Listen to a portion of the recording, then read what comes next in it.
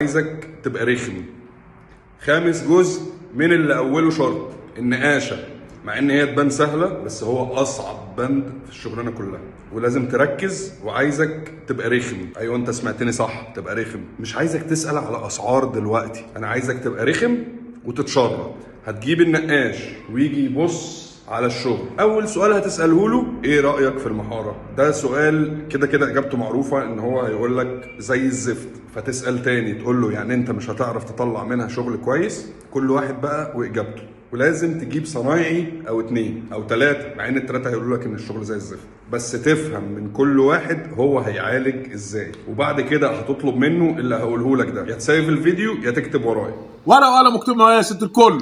1. المحاره هتتراشم بحجر، وبعد كده تتكنس بمقشه، وبعد كده هنديها وش سيلر.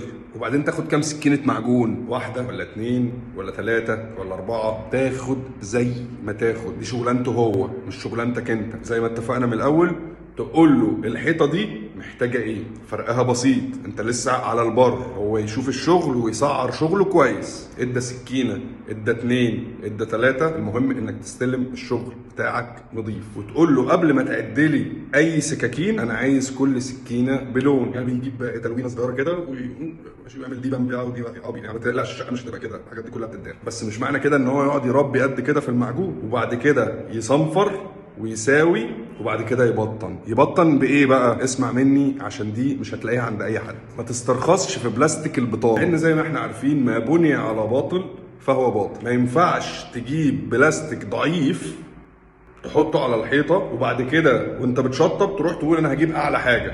ما هو هيمسك في ايه؟ ما هو هيمسك في اضعف حاجه اللي انت حطيتها في الاول. فالبطانه لازم تكون خامه قويه ومحترمه ومن الخامات العاليه. ولو انت شغال اقتصادي اسمع مني التركايه دي. كل بستلتين بلاستيك في البطانه هتحط عليهم بستله سيلر، ان ده هيقويها وهيعمل بوند اكتر. وعن تجربه، يعني مش محتاج، الموضوع مش محتاج مجلس شعب واراء، ده انا مجربه. لو انت مش مجربه جربه، الكوكتيل جميل جدا يعني. ولازم اتفق مع النقاش انه يسلمني الشقه كلها عشان ما يطلعش عيني. انا دايما بقول ان النقاش الشاطر هو صنايعي تشطيب مش صنايعي نقاشه. يعني بيحافظ على الشغل كله، شبابيكه بكهربته بكله.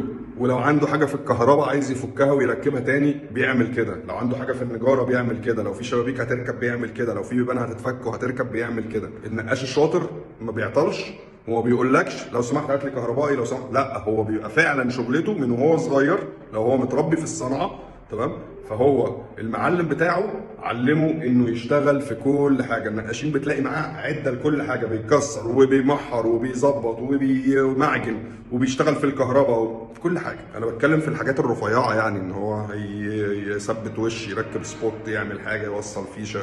وهو من مسؤوليته انه يوضب الشغل كله ويعمل لك برزنتيشن حلو في التسليم. يعني في الارض تقول له حتى لو مش مسلمك الارض نظيفه انت تسلمها لي نظيفه. واللي اوله شرط اخره نور. سلام عليكم.